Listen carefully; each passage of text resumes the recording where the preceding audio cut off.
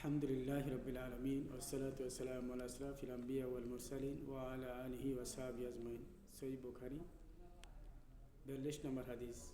আবু হুরায়রা রাদিয়াল্লাহু তাআলা আনহু থেকে বর্ণিত, রাসূল করিম সাল্লাল্লাহু আলাইহি সাল্লাম বলেছেন, যে ব্যক্তি ইসলামের উপর প্রতিষ্ঠিত থাকে সে অনুযায়ী আমল করে তার পুণ্য লেখা হয় 700, এবং যে পাপ কাজ করে তার বিনিময় যতটুকু সে পাপ কাজ করলো তা সে অনুযায়ী তার পাপ কাজ লেখা হয়।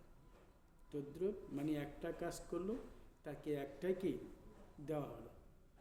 হ্যাঁ, ইসলামের প্রতিষ্ঠিত থাকতে হলে বা থাকলে তাকে এ উপর অনুযায়ী সে আমল করবে।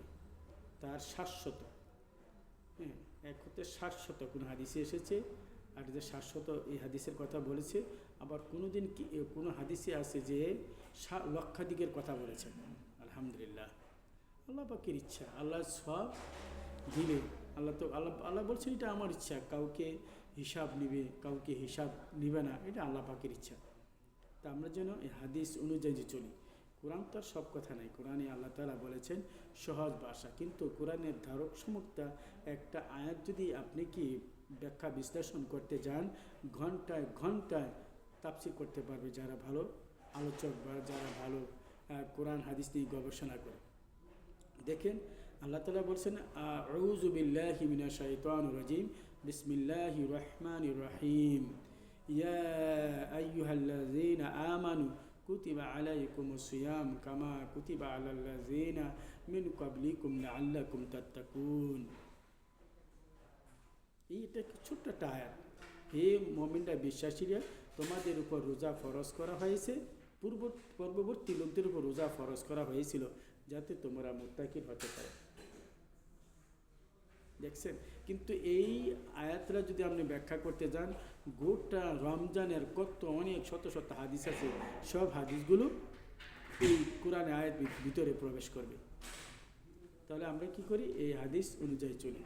ইসলামের প্রতিষ্ঠিত এমন একটি দিন আসবে যাতে আল্লাহ রাসূলুল্লাহ সাল্লাল্লাহু আলাইহি ওয়াসাল্লাম বলেছেন, আগুনের যে টুকরাটুকু হাতে রাখা সম্ভবপর হবে, কিন্তু ঈমান রাখা কি সম্ভবপর হবে না। আল্লাহ যেন কি এইসবের জন্য আমাদেরকে যেন চলতে পারি, ঈমানটা যেন মজবুত করতে পারি, মজবুত যেন রাখি। জাহিলিতে যুগের যেন কি আল্লাহ তাআলা আমাদেরকে যেন না মানায়। জাহিলিতে যুগে যারা অবশ্য কোনো এক সময় দেখবে, জাহিলিতে যুগ আসবে, ঈসা আলাইহিস সালাম আসবে, তখন কিন্তু আরও বহুত কঠিন। যিনি কি জাহিল, যিনি কি আপনাকে এখানে এসে আল্লাহ তাআলা জান্নাত দেখাবে, নদীর সাগর দেখ, সম্পূর্ণ সত্যি বাস্তব।